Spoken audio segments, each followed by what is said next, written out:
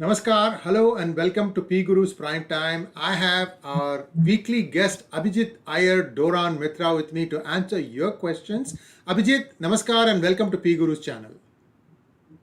Vetrivel, and thanks for having me on. And Vetrivel, Veeravel to you, Abhijit. Before we jump into question and answers, I have a special offer today for those who will join PGurus membership for the $99 in the United States. I don't know how many of you can recognize the chakra to the right here. Of course, the left is a beautifully laser engraved Ganesha. And if you join the $99 subscription, I will send you, and you need to send me your mailing address. I will send you both of these. This on the right is the Ganesha chakra. And Ganesha chakra together with Ganesha will bring you all sorts of prosperity. You know Ganesha is the remover of all evils. So Abhijit, how are things going? I hope you had a relaxed weekend and you're ready to take the questions that are going to be fired at you. Not the most relaxed weekend because I had my first shot of vaccine. Oh, okay. And the problem with Covishield is it makes you a bit sick. So I was a bit sick, but I'm so glad I've gotten vaccinated, at least the first round. Yes, and a quick update. How is your good friend, or how's our good friend Anand Ranganathan doing? He's doing well. He's out of the ICU, and anyway, no danger. That's the main thing. Hey Anand, understand the that recovery from angioplasty and all of that takes a while. So yes, give him some it does. time. It does. But Anand, here is a shout out from all of us all over the world. Get well soon, man. And we want that thundering lion on all times now and Republic debates and everywhere else that you go to. Don't worry. The heart is the most understood organ in the human body, and anything that anything that happens to it is extremely well understood. You are in elite company. Many of us have these kinds of issues. So all the best and hope to see you back in action. So Abhijit, let's jump into first question. Sandeep K wants to know, do you know blogger Ajit Vadakail and what is your opinion about him? It's the first time hearing of him. Yes, so I have seen some of these things because this guy force emails me and I did some inquiries. I found out that he goes by the name Captain Vadakail, Ajit Vadakail. And somebody told me that he is a merchant navy sailor, and even about being a captain of a merchant navy ship is dubious. But at any rate, the guy rants a lot. I don't know the validity or the truth of what he says, and you have to take it with a pinch of salt, I suppose. So Abhijit, let's go to the next question. Arun Gupta wants to know, I wanted to know what I should read to know the accurate history of the Roman Empire and the Ottoman Empire. I watched Netflix shows of the same name and I read that it is highly fictionalized. Look, nothing on Netflix and History Channel is ever real. Stop watching them. They're a waste of time. The truth, there's no such thing as the truth. There's facts and how you choose to contextualize them or not contextualize them.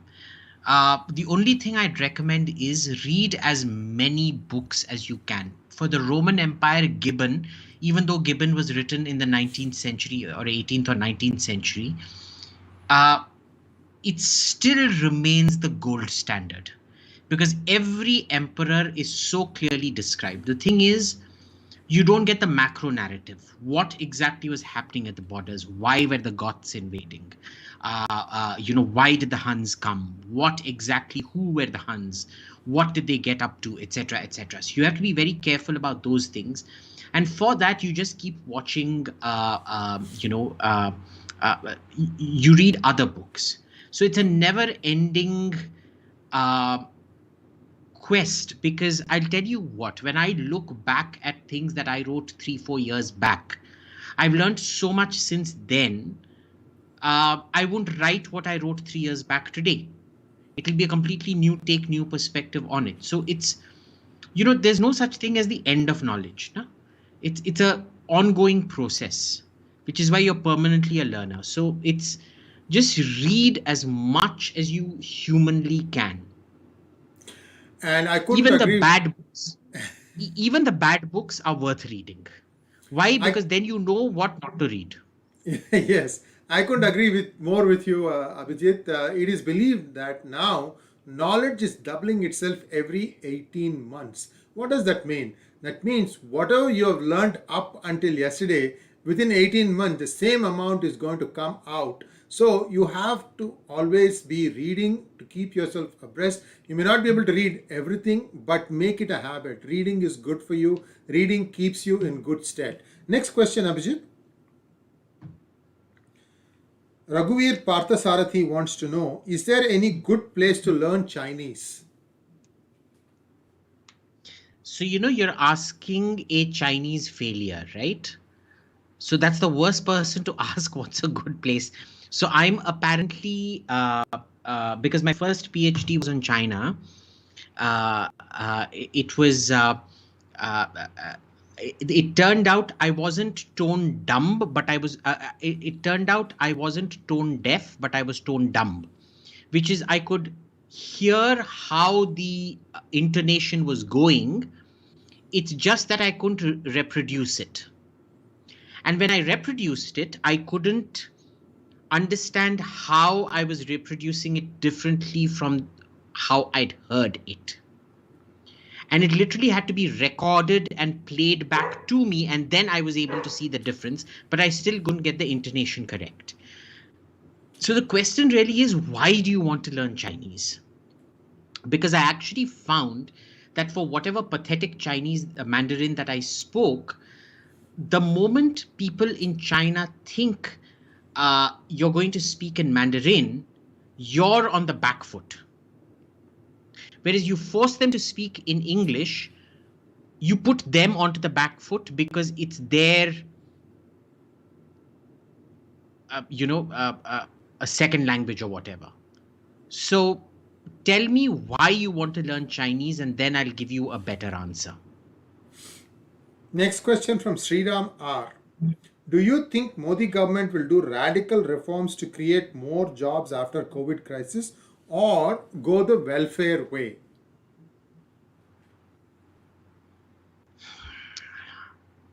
The fact that he hasn't gone the welfare way yet, I was actually worried a few months back that he was going to go full-scale welfare. The fact that he hasn't done that yet is reassuring. I think what we're going to see is more of what we saw before lockdown, which is cautious reforms. Nothing earth-shattering or groundbreaking, but hopefully not, large-scale welfare statism. One question for you. This is from me, Abhijit. There are so many things that are very un-Modi-like in this current version of the government. Do you think there is another body that is calling the shots for the Indian government? What are your thoughts? There's always, I think I've quoted Ozymandias on this show before. Men may come and men may go, but I go on forever. The Indian civil service is like that. Prime ministers may come and prime ministers may go, but I go on forever. When you make them your only source of input, then, it's the same thing repeated over and over again. So I don't think it's been out of character. It's been in character for a IAS government with outside support from the BJP, which is what it's been since 2014. Sid S wants to know how to have a cool and sophisticated lifestyle like you without being a lefty.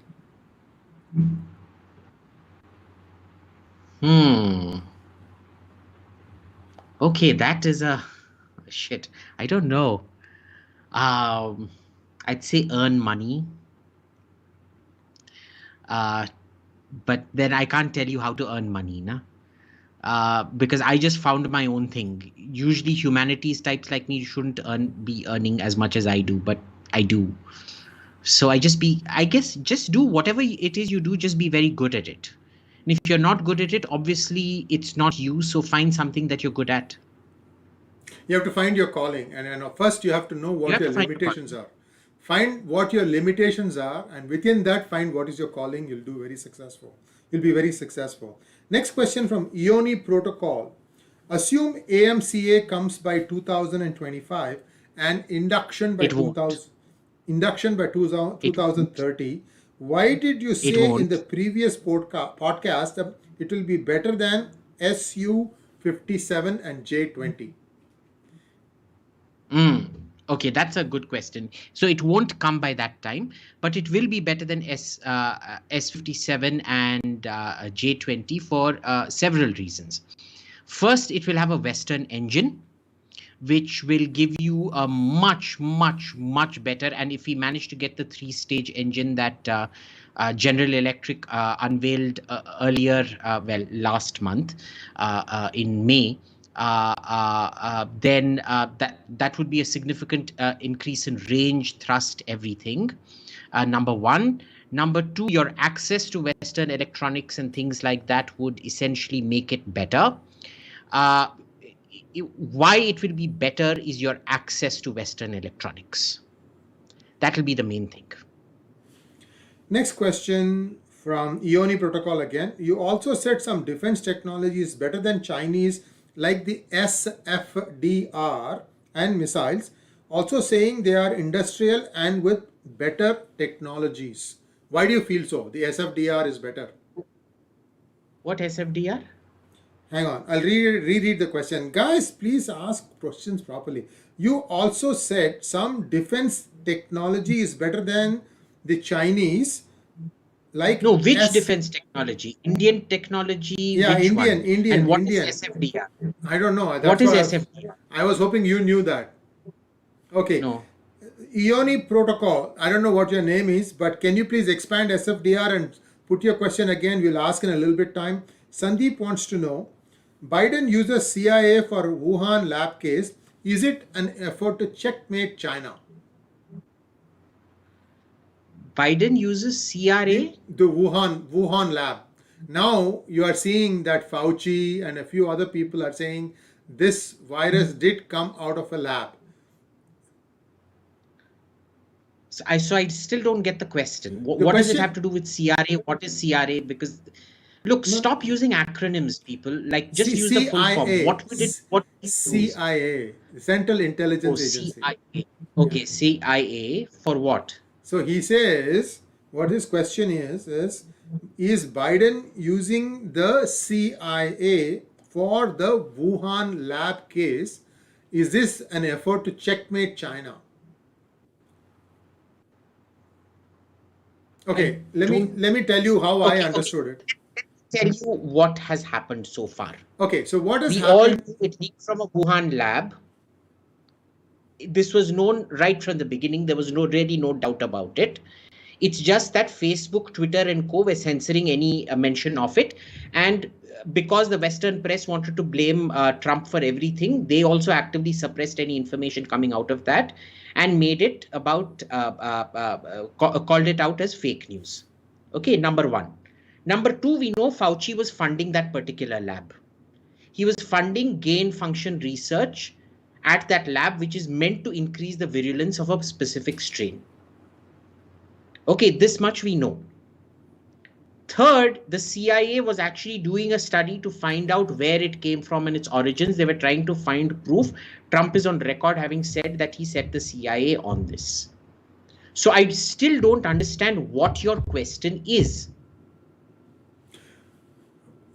Because there is no doubt anymore, because now the CIA has already said that it has come out, which we already knew. It didn't require a genius to figure it out.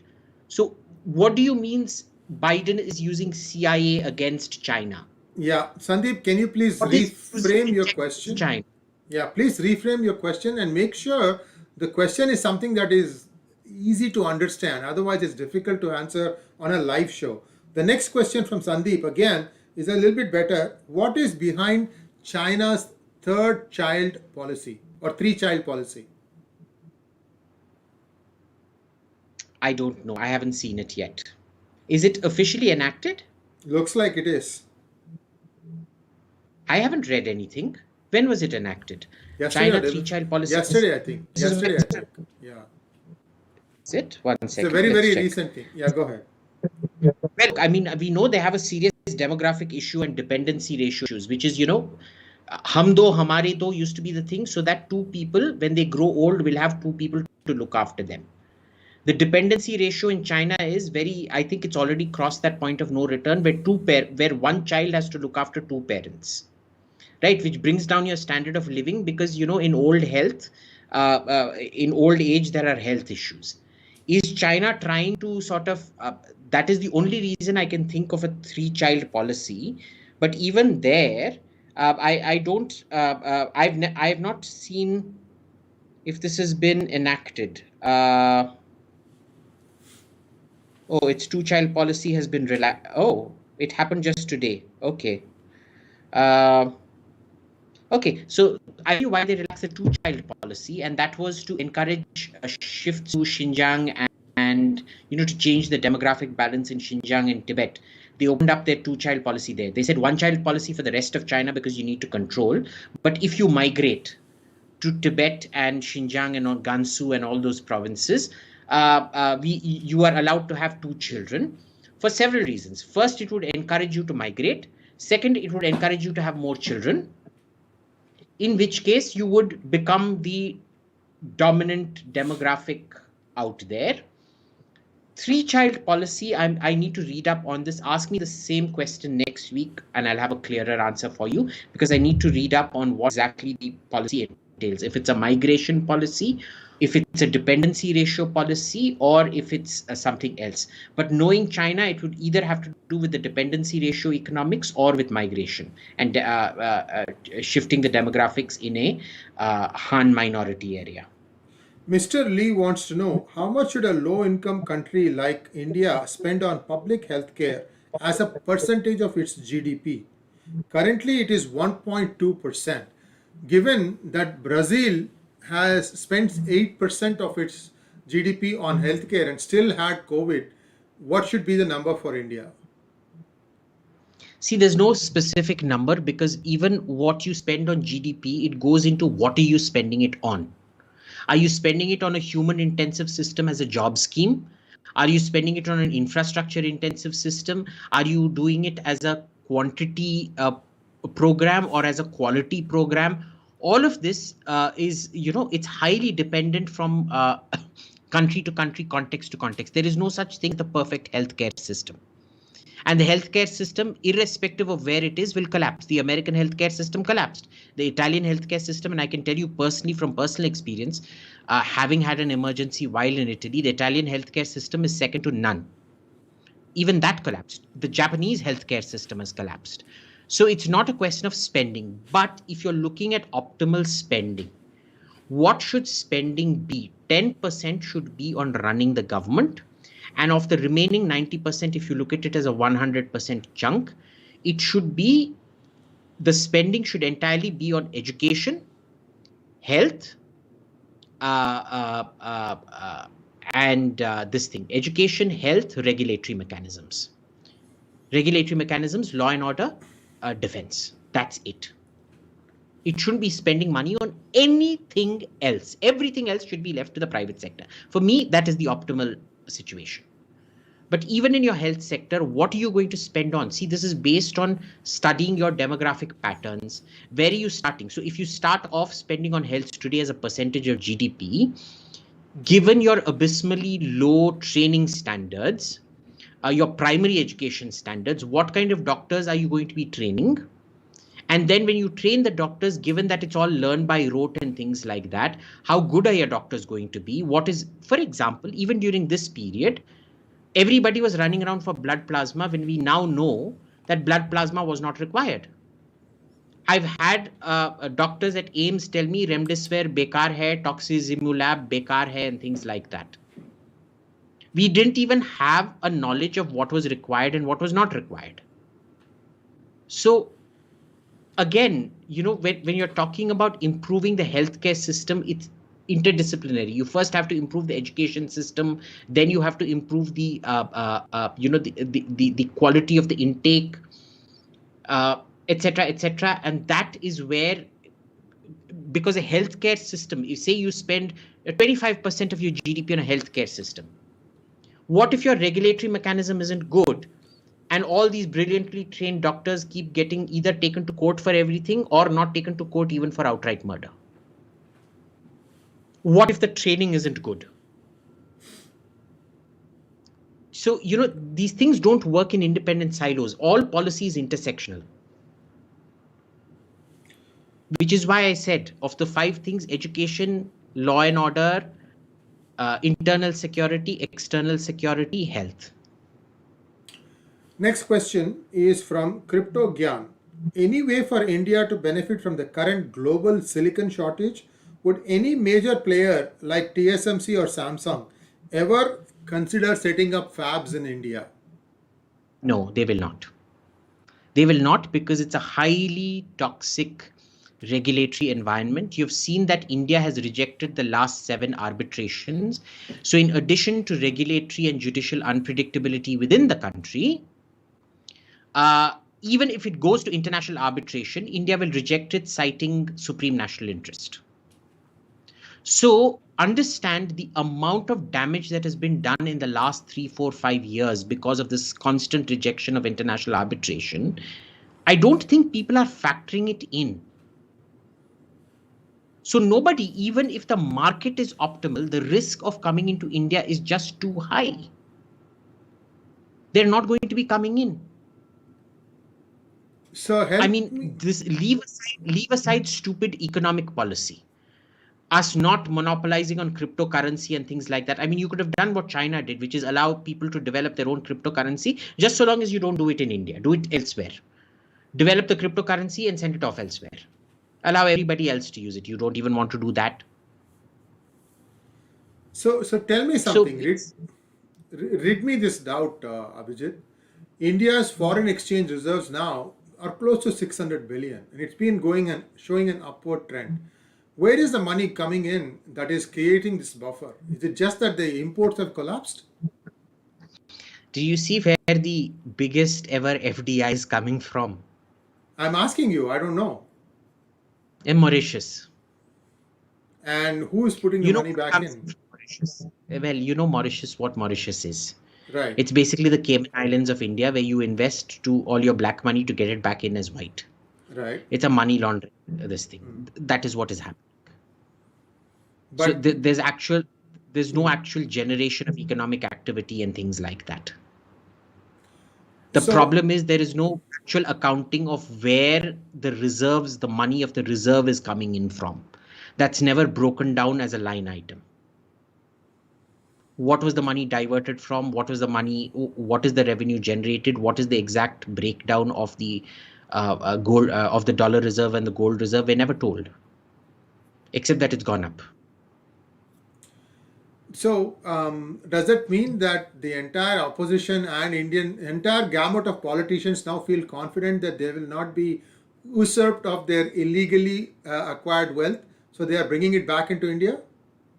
Yes.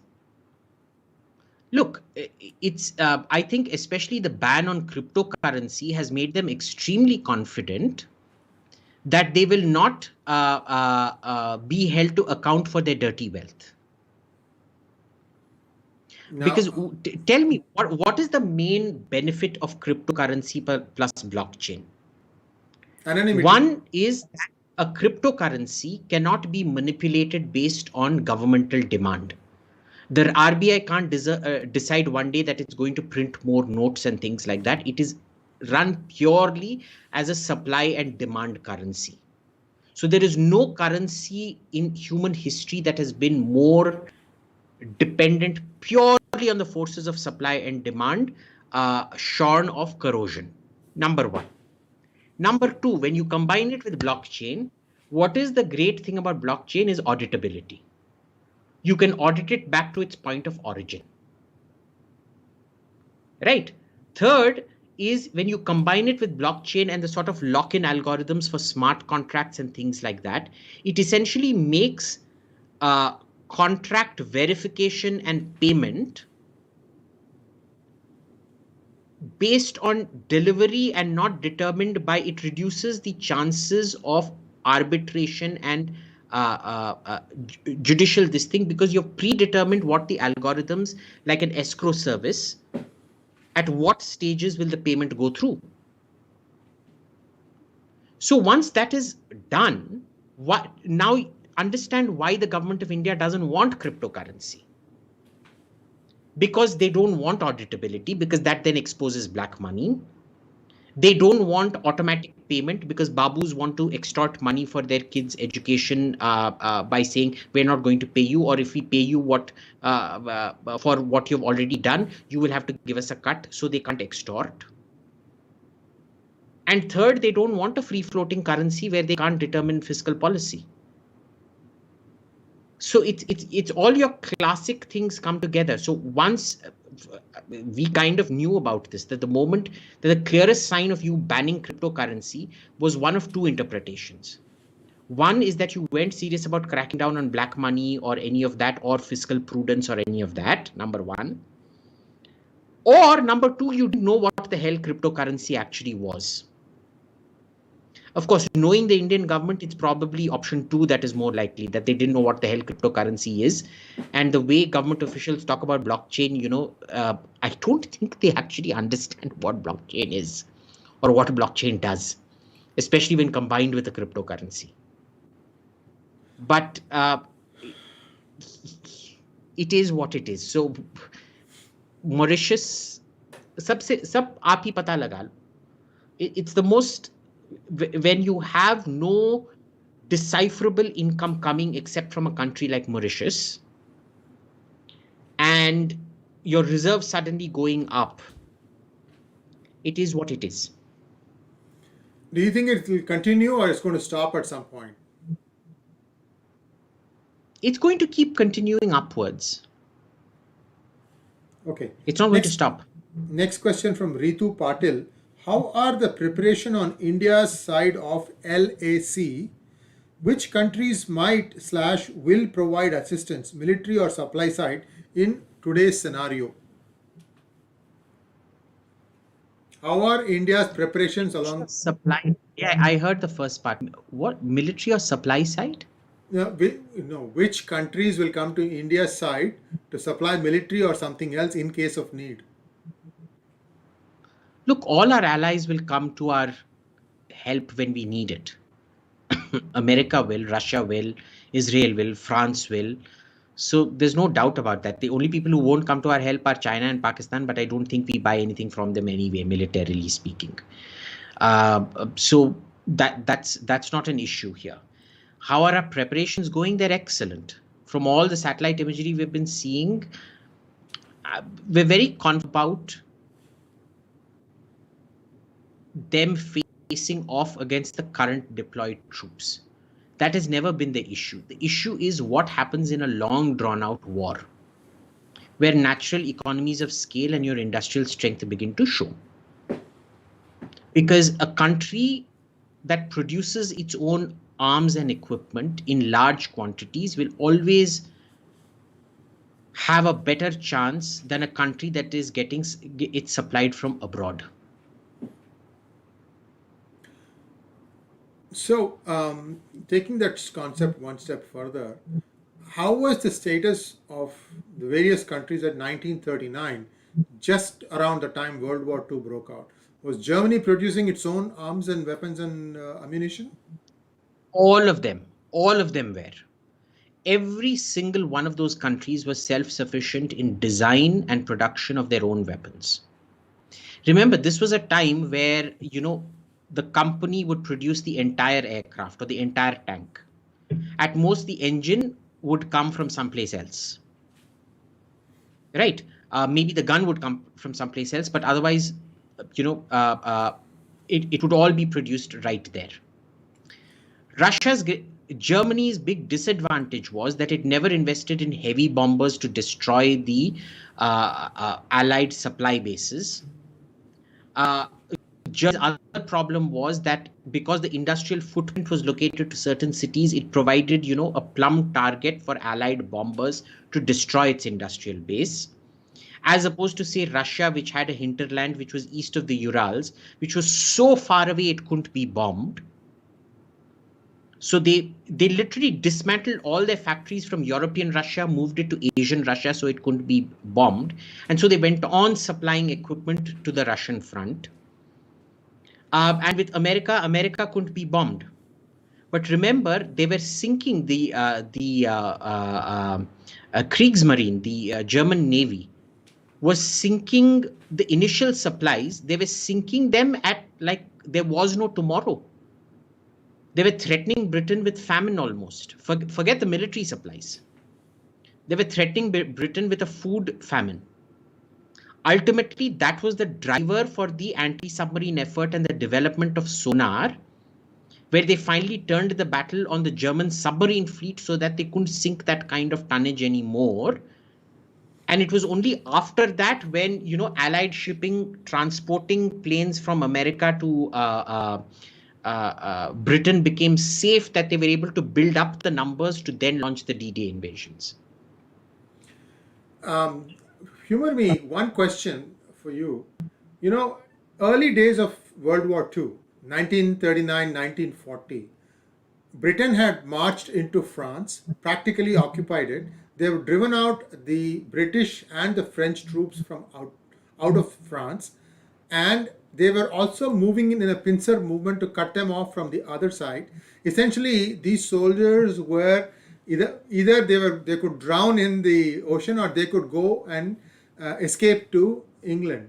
And it was believed that that was one of the biggest things that Churchill did, that he mobilized every ship, every vessel that could be seaworthy to bring them home. Why did why did Germany not apply the coup de grace at that point of time, in your opinion? What happened? It's one of those things, first they didn't bring that concentration of power to bear, number one. It was that missed opportunity. He who fights and runs away lives to fight another day. They should have concentrated their forces extremely rapidly and done it. They went. There were other military imperatives out there, like the conquest of the rest of France.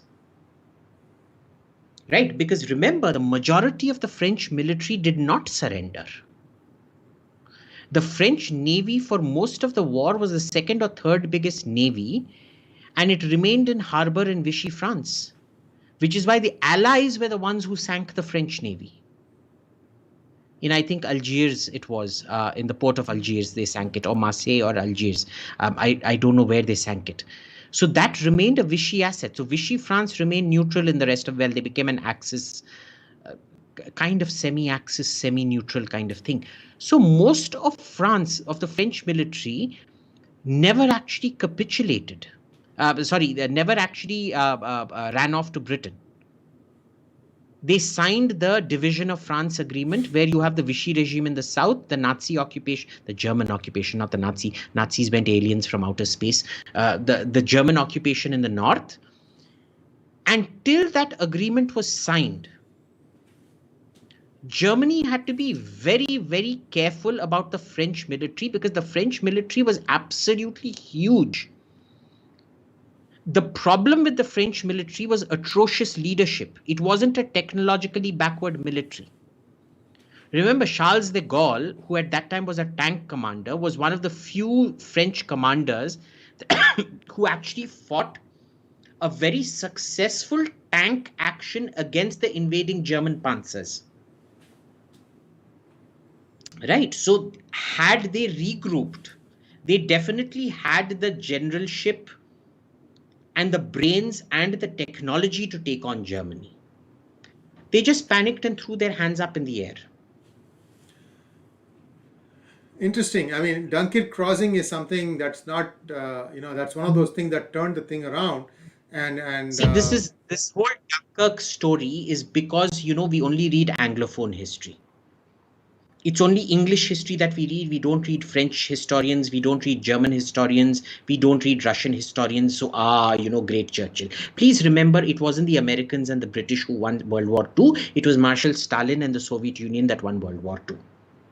If you don't believe me, please find out who raised the flag of victory on the Reichstag. The Parliament of Germany. Got it. All right, let's go on to the next question. That was a good segue into history. I had one other story to tell, but I think we'll go back to our questions here. Lots of questions to cover. Rishabh Alva wants to know, Pakistan was promoting tourism before the pandemic, sometimes pitching itself as an alternative to India. Do you think their economy will gain anything from tourism? Boss, you have to be crazy as nuts to go to Pakistan, because I have a lot of friends who've been there on these, trips, student trips and things like that. They have to take the same precautions going around in Pakistan that I had to take in Afghanistan, because you don't know when you're going to get kidnapped, when something is going to happen to you or not. Second, it's apparently very difficult for women out there. Third issue becomes that it's everybody who's been there and has also been to India, and I'm only talking about Goras, they're like, where's the culture?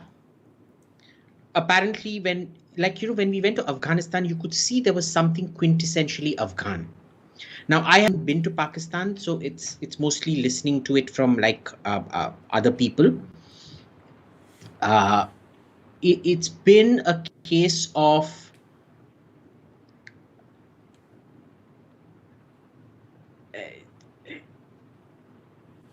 they don't feel a sense of nationhood. They can't delineate what is Pakistani per se. So they go to Lahore, they go to this kebab shops, and they go see the great mosque and the fort and everything, and they're like, okay, and then what? Because the things that need to be highlighted, like say local culture in Gilgit-Baltistan and things, they will never do. You go to Chitral, it's just another hill station. When people go to these funky countries, it's because they want a different experience. What exactly is the different experience that Pakistan is giving you? They ran a free trip for food bloggers. You will see that in 2018, most of 2019, a lot of these very popular YouTube food bloggers got taken on free trips. Mark Wiens and all those people, they got taken on free trips to Pakistan. They've not gone back there, but they keep coming back to India to eat. My own Pakistani friends tell me that living there is living like a fortress. Once you're inside the good places of Islamabad, great. If you live in Clifton in Karachi, great. You go out of there, not particularly safe. If you're driving the highways, perfectly safe. Sure, go for it. Next question. There's a lot for them to do in terms of tourism. Next question from Ritu Patil again. Israel being the one who created Hamas, how much responsibility do they have to exterminate them and rehabilitate Palestinians in Gaza? Your opinion? Not much, because just because we created LTTE, the responsibility for destroying the LTTE doesn't lie with us. If you create, the best thing you can do is cut off support and contain. That's, it's entirely up to you. There is no original guilt or any defined law that you created it. Therefore, there is moral responsibility that you finish it off, etc., etc., etc. There's no law. There's no morality about it either. Because, America created Al-Qaeda, essentially, through the they created the Afghan Jihad, which then led to Al-Qaeda. So they grandfathered Al-Qaeda. They grandfathered ISIS as well, through their support of all the wrong people in the Syrian civil war. There is no responsibility for you to go finish it off. Ultimately, it's up to the Palestinian people to decide. You tell me tomorrow if Israel's military decides to do a 100-day military occupation of Gaza, get rid of every Hamas guy, and then hold an election out there, how do they know the Palestinians aren't going to blame them for their own liberation? No idea. It could become a lot worse. You might get something that's even worse than Hamas come up in its place. Not every country ends up like Germany or Japan. Remember that. Aam Aadmi Topics wants to know, does companies like Monsanto pose a threat to Indian farmers, and does the new agriculture bill facilitate this? Yes, Monsanto doesn't pose a threat to Indian farmers. Monsanto poses a threat to Indian food security. I don't care about farmers. I care about the country and the food security of the country. And yes, companies like Monsanto do very significantly affect our food security. They should have never been allowed in. Because even where they grow their own Monsanto crops, there is a significant case of cross-pollination happening where their strains start invading with the infertility, built-in genetic infertility into neighboring crops and things like that, which there currently is no provision to reimburse your neighboring farmers for, incidentally. So Monsanto is a big danger, and this kind of genetically mutated crops are extremely dangerous. Okay, but what was the second part of the question, Sree? Yeah, 1 second. Does the new agriculture bill facilitate this? No, Monsanto. it doesn't. It will help commercial farming, which is very, very different from genetic forcing dependence on genetically modified crops.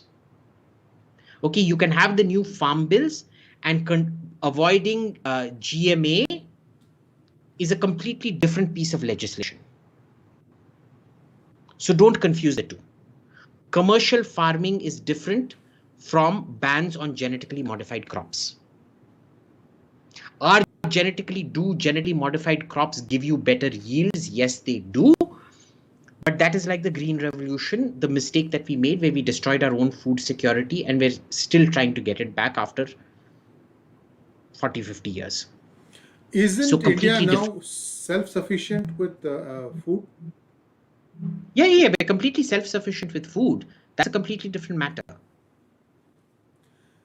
I think the crux of the problem with genetically modified seeds is that you have to buy the seeds every year from Monsanto, and thereby whatever the local flavor of the seeds. So there's a difference between the Green Revolution and Monsanto.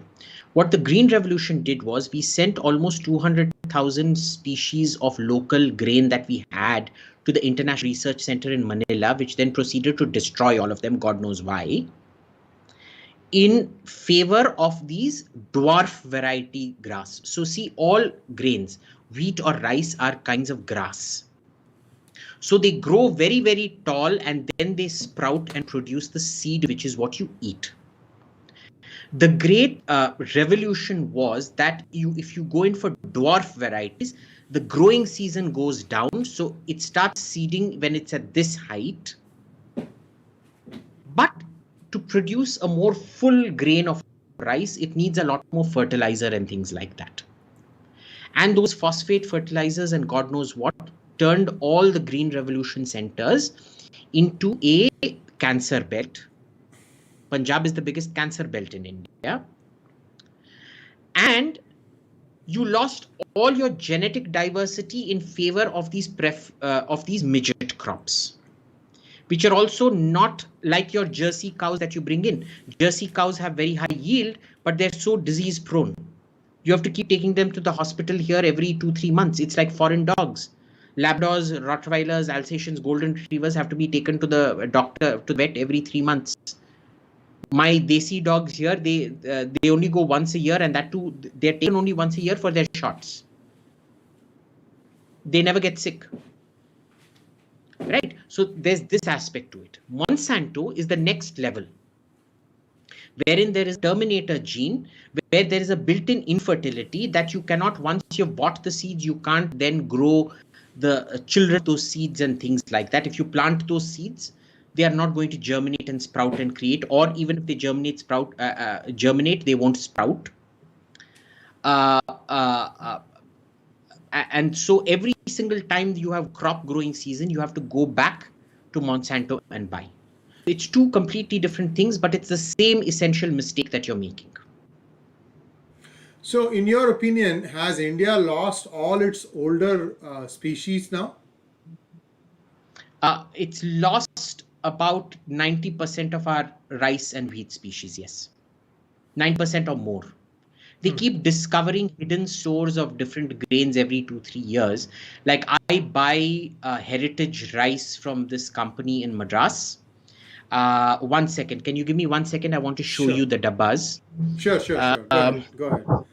So while Abhijit is off to go and get his stuff, I want to show you one more time that if you become the $99 membership here, you can get these two together as a gift. And this is the Ganesha Chakra, the one that I'm having in my right hand. I'm pointing and tapping. That is Ganesha Chakra. Together with Ganesha, this completes your cycle. And it is highly recommended that you use the chakra along with the god. And if you join today, $99 membership. By the way, if you don't like it after a couple of months, you can always cancel it. There is no compulsion for you to keep paying that much money, but it does give you something that I don't think you can get anywhere else. Thanks for listening. And our guest is back. He's going to show us what he thinks is a very unique grain of rice. So this is this is. Now show it, keep it in front of your face. Keep it in front of your face. We can't see it. Yeah. Hang on. It now is the lighting. Lighting also is making it completely. Just keep pushing it out towards the camera. Keep pushing it out towards the camera. A little bit more.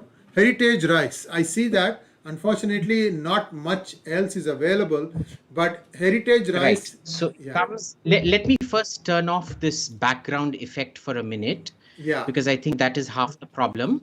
That is half the problem. Correct. There you go. Okay. Yeah. All right. Now you can. So this is heritage rice. It comes in a dabba like this. So, and unfortunately, yes, you do have to pay good money for quality for preserving your own heritage. These people are doing you a favor. Remember that.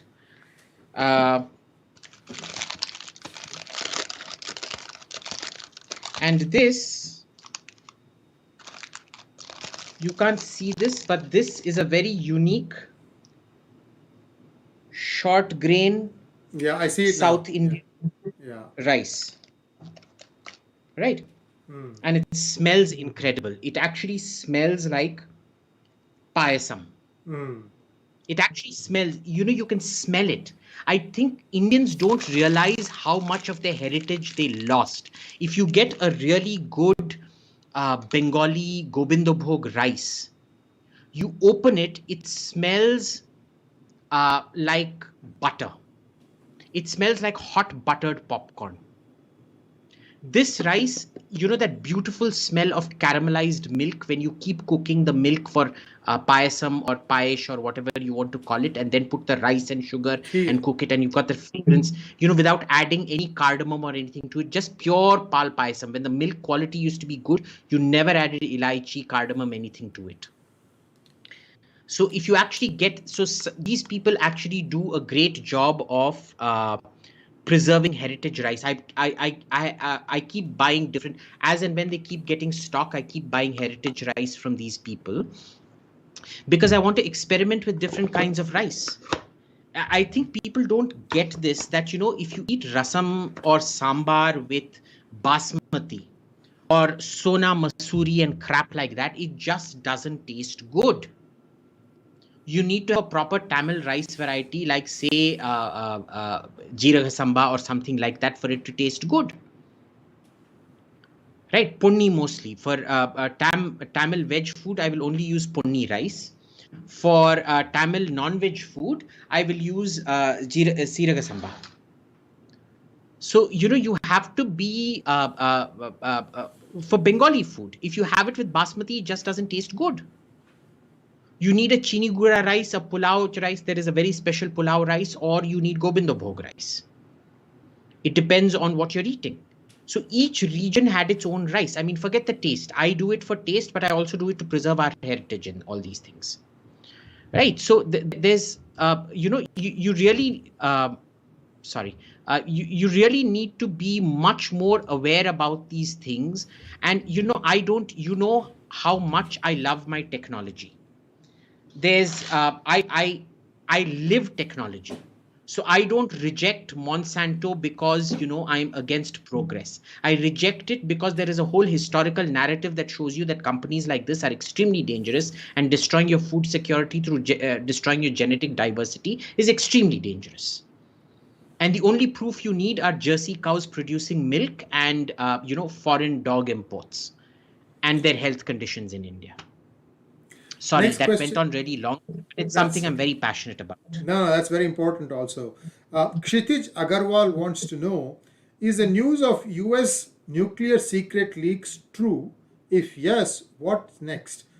And also, what about Pakistan giving USA air bases in Pakistan and its impact? They're not going to give them air bases in Pakistan.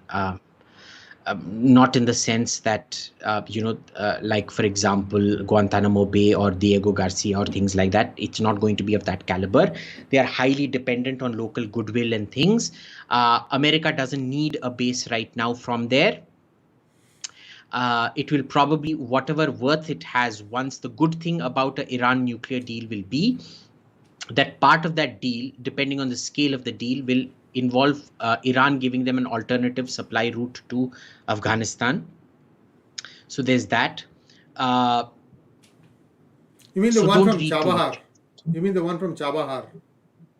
Possibly Chabahar, but wherever. Let the Iranians decide wherever it goes from. I mean, that's between, what concern is it to us? Okay, next question is Shashank Sharma. Oh, no, you didn't answer this part. News of US nuclear secrets leaks. Is it true? Yes, it's possibly true. Not just nuclear secrets, a lot of secrets. It shows you the level of that even with such a sophisticated counter espionage system, the Chinese have infiltrated so much into their system. And that is one of the main reasons foreign countries are reluctant to give us technology, because one of the most common things I hear is, if we give you technology, we might as well be giving it to China. Because you chaps are so compromised, whatever we give you, China will get to know about it. Right? So this becomes a very big issue, number one. But there is a silver lining here, which is that in the West, they store all technology in data packets. Nothing is ever fused together and stored. So even if they get their hands on XYZ, they don't know how to put it together. And systems integration, that is the main thing. That is where the real advances lie. Next question from Shashank Sharma. Abhijit sir, why are private hospitals charging exorbitant prices for vaccines? I received my Covishield shot for rupees 1100. Do you think they are overcharging? 1100 is not overcharging, I don't think. How is 1100 overcharging? How is it obscene? Think of it as opportunity cost. Okay, first, it's a private hospital, so they can charge whatever the hell they want. Right? I mean, you're free not to. Why did you pay that 1,100 rupees? Because you wanted to get ahead of the line. You didn't want to go to a free vaccination center and get it done. So think of it as the convenience fees. You're not paying for the vaccine, you're paying for the convenience of having it done in a nice air-conditioned setting, in a nice sanitary environment, skipping ahead of the line, and think of the opportunity cost of not getting that vaccination done and coming down with COVID. Pramod Ramatmajan wants to know, lately Modi is making knee-jerk reactions without thinking through the end game. That is Bengal Chief Secretary issue. Any idea who in the BJP is advising him? Nobody ever knows. Not that he is Nobody someone ever who knows. listens to advice, but that's a different matter. No, apparently he listens to advice. That the issue is who advises him, like the viewer quite rightly points out. So honestly, we don't know. Nobody has ever known, realistically. That's one of the unusually good things about, well, it's a double-edged sword, obviously, is that leaks and who is playing what game in the leaks are not happening from this PMO. The issue is that when there were leaks, we knew who was playing what game and what the relative power of Babu or minister was in the PMO. Here, we don't know what the relative power of Babu or minister is. A. B. We can't even tell who is playing what game and who is compromised and who is not. So, question for you, Abhijit. Have you had a chance to do a postmortem on what went wrong for the BJP in West Bengal? We did a program on it, didn't we? I did a very long, I'm sorry, I do so many podcasts I've forgotten, but I did a very long postmortem on it. I'm Give not us going a to rehash that. 5 minute summary. What happened? I mean, A quick they summary did. would be one that they read the battlefield wrong. First, all the TMC imports that they got, they didn't listen to them at all. They were treated as trophies. You come, you fight, and you shut up and go away. Don't give us advice. B, the people they chose as their intermediaries with Bengal, the RSS and BJP people that they used had no grounding in Bengal at all. They were misreading signs and sending up all. It was being they went telegraphing the messages that the ground workers were sending them accurately. Third, they got all the sloganeering wrong. Bengalis love Joy Sri Ram, but you can't use Joy Sri Ram as a replacement for Joy Ma Kali or Joy Ma Durga. Okay, there was that. There was the issue that none of these leaders even wanted a Bengali translation happening. Now imagine this is a country, I'm referring to Bangladesh, of course, where language was more important to them than religion. They split from India because of religion, but then they split from the same country because their language was more important to them. You're going to a people that take such great pride in their language and saying you will not have a Bengali interpreter, you're going to only speak in Hindi, because they all see that they understand Hindi is a different matter. Why do you go to a temple? You can sit at your home and also say the same puja, na? You still have to go to the temple and show your face to the murti out there, na? Why do you need to go to Tirupati? It's the same thing. If you go to Bengal, you talk in Bengali or you get it translated. You pay that basic courtesy to somebody's culture. They didn't do that.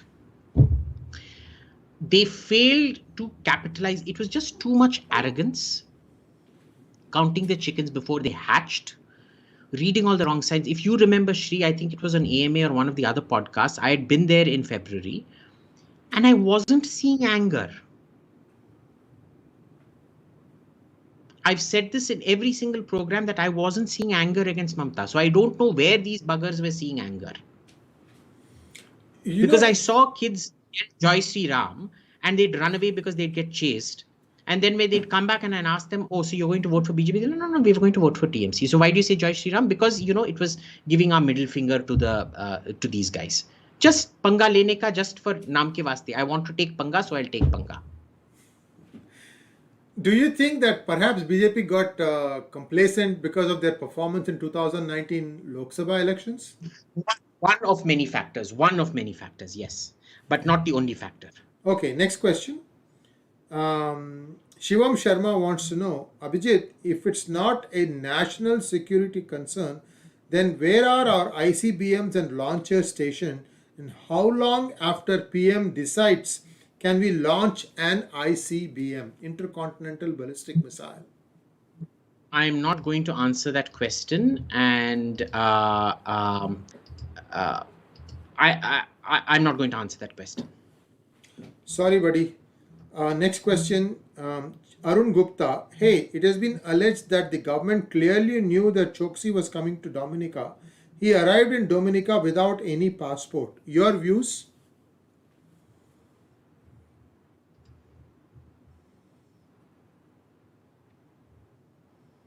I don't think you need a visa to go to Dominica, boss. He couldn't have gone to Dominica without a passport. You need to have a passport. You don't need to have a visa. Dominica is one of the few countries, I know this because I knew the Dominican ambassador here. I still know him. You don't need a visa to go to the Dominican Republic here. Yes, so I have visited the island once and you don't need a visa. You just go there, get a visa on arrival. But you have American passport. Yeah. But it's Indian passport. I'm talking about Indian passport. Dominica is one of those countries that gives you visa free. Yeah, Dominica is very poor. Very poor. Very, very poor. they're much better than Haiti, which is the other side of the island. That's true. That's true. That's true. Next question is from Karthik Bharadwaj. Even after a brutal Turkish invasion, how did South India manage to come back under Vijayanagar Empire? How did it become an economic power in India? So remember, the Turkish invasions went permanent. They were impermanent and they were sporadic in the south, which is why Vijayanagar was able to stabilize and come back. And they ruled for quite some time, 1300 to 1500, avoiding the worst. But Right. remember, they come after the Khilji invasions. After the Khilji and after the Tughlaq invasions is when they come, and those went occupational invasions. They did set up the Sultanate of Madurai, but it was these were extremely short-lived because the Turkic style of warfare, light, mobile, this thing wasn't suited to the Deccan at all. So it works when you're invading, but then you can't sustain it over more than 2-3 generations of, say, horses and things like that in the south. So you have to go back. Next question from... Yeah. Plus, the economic wealth at that time derives from a whole host of other things. Land, obviously, because it was all agrarian wealth in those days, and trade. When you control places like the Golconda diamond mines and things like that, most of the gold and diamonds and things like that used to come from that part. Agriculturally, again, quite rich. Some of those parts are agriculturally very rich because, the semi-arid areas actually produce more crops than extremely fertile areas. It's one of the great contradictions of agriculture. You see lush green, they actually not very good soil compared to semi-arid soil, which is actually the reason why Israel is such a big agricultural exporter. The other being Holland, which is lush green. So, it's one of those things. Plus trade routes. Yeah, everything that went from north to south had to go through the Vijayanagar Empire. Yeah, sorry about that. And the ports. I didn't mean to cut you off. I thought you were done. So Prasanna TG wants to know, hey Abhijit, would like to visit the Besant Nagar Murugan temple with you when you are in Chennai. Please share your thoughts on Gurumurthy economics. That's the question, really. I don't know. Okay, next question. I haven't read Gurumurthy in a while, so I don't know what his latest thoughts are. But let me just say this. I have never been this Atmanirbhar self-reliance type. As a general rule, if you're anything to do with what is the BJP trade union called? BMS, Bharatiya Mazdoor Sangh. Yeah, that kind of thing, then we will never see eye to eye, full stop. Next question is from Debashish Chatterjee. Even if scientists and Western secret services are able to prove that COVID was leaked from Wuhan lab, will the Western powers dare to take action against China given the economic upheaval? No, they won't. When this one tried to hold them accountable, Trump, they called him a racist. Now it's too late because you can't now take post facto action. And China controls all their purse strings. So what action are you going to take? I suggest you go back to some of the podcasts Sree and I did when COVID first broke out, when we were discussing additive manufacturing and what COVID will mean for China. If you go back to the PGuru archives from then, from April, May, June, July last year, you will see we covered a lot of this ground. Absolutely. We have about 80 to 85 episodes with Abhijit Iyer-Mitra. Each one is priceless because there's so much that gets covered over these things, and I would urge you to go take a look at them. Next question, Abhijit. Indranil Gokhale wants to know, what is the future of INC, Indian National Congress, under the current leadership? Is Priyanka Gandhi a serious threat to BJP? No. INC is going to go down, down, down, down, down. Even INC leaders don't see a future for themselves unless they break up into regional congresses And Priyanka Gandhi, nobody sees her as a savior within the Congress. She's kind of like a Hail Mary. The only reason there are people who support Rahul and support Priyanka is because their own personal power is tied to them. And they know that they will have zero institutional value once these people or their hold over these two brother and sister are gone. They don't know the form in which an alternative to the BJP is going to emerge, when, where, how, but they've given up. Next question from Dash. Abhijit, what is the future of defense indigenization in India in the fields of fighter jets and navy ships? Look, I'm not going to answer this question again because this question keeps getting asked every week, and Yeah, I'm I not going to know. answer this. Sorry about that. I could have again. skipped it. Kedarnath Iyer wants to know, did Pakistan, Bangladesh get away with COVID lightly?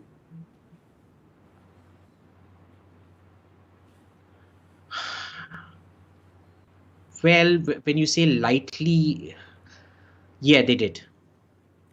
So this They is an did. airborne virus. Sooner or later it's going to reach their shores, isn't it?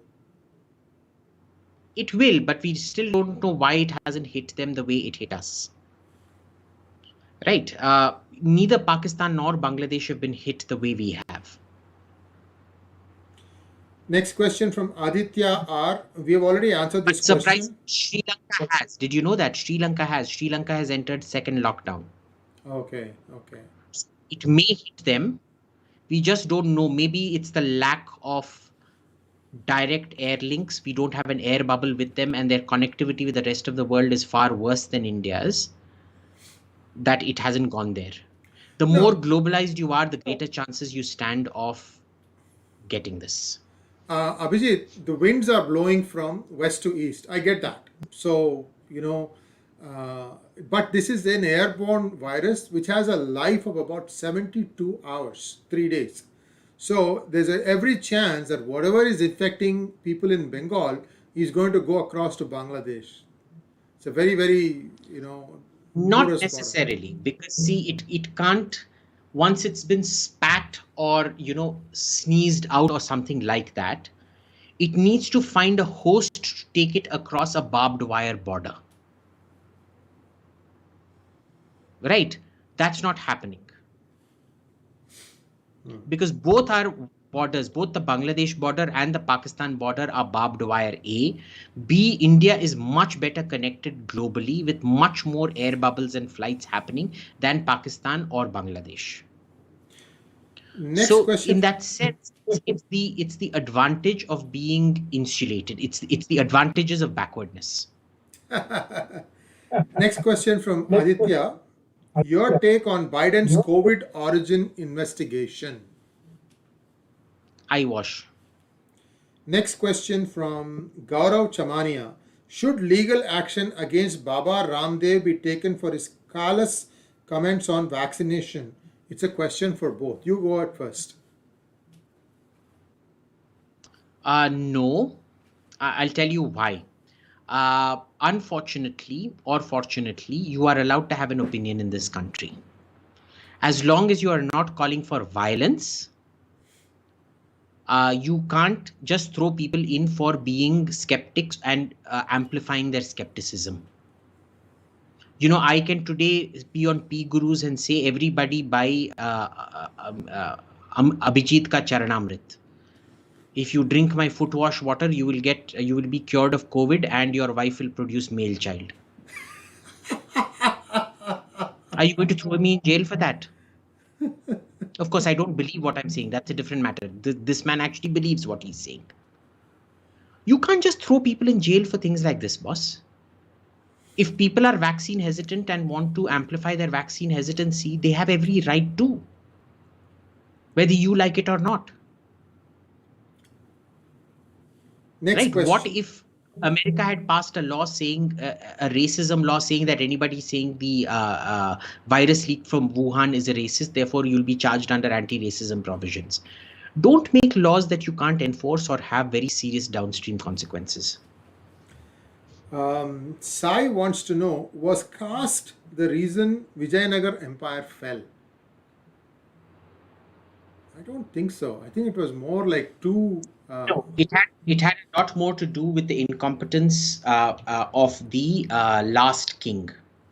I forget what his name was, but he was an extremely impetuous fellow.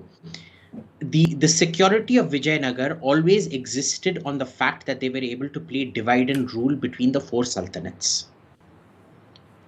He made the cardinal mistake of pissing them all off so badly that they united for the first time in their history against Vijayanagar. Vijayanagar fell because of the stupidity of its own ruler, the diplomatic stupidity of its ruler, the military stupidity of its ruler, and the lack of vision and foresight of its ruler to fortify his city properly and take redundancy measures. This lack of taking redundancy, be it on the battlefield, be it in forts, is a chronic Indian disease. It continues to this day with our military. To be an Indian is to not think about second and third order effects. Redundancy is more anathema to Hindus than beef. Why waste, right? Anyway, my recollection is the name of the person was Rama Raya, and it is believed that two of his generals who were Muslim defected on the battlefield, which actually accelerated the whole thing. This again, we don't exactly have proof of that. The accounts of that, there was a beautiful clubhouse session on this that my friend Sam Mathad and Manikantha Chodisetti conducted. And all the reports of this defection of these two Muslim things come from reports of a French missionary talking about this 2-3 years later. So, you can, and besides, why did you put all your eggs into one basket? You lost the battle because of even assuming these two generals did. There's a big historical question mark about it. Why did you put all your eggs into one battle? You're meant to fight a war. If one battle means the end of your empire, then obviously you didn't have much of an empire to begin with. No? World War II, how many battles did it take for Germany to lose? But one battle of Tarain, well, two battles of Tarain and your entire empire is finished off. One battle of Talikota and your entire empire is finished off.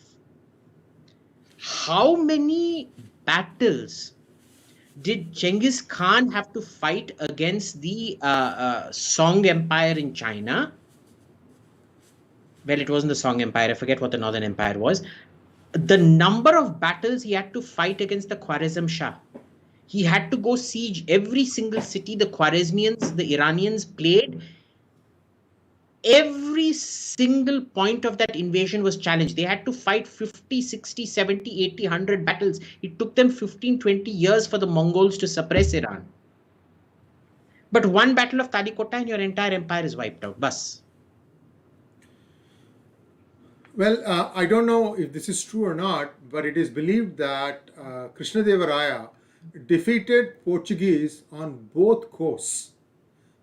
In Santom in Chennai, in Madras, what is today Chennai, as well as on the west coast, near an area close to Goa. I don't know how true this is, but it's an amazing story if he could have managed two armies so far apart and defeated them in both places.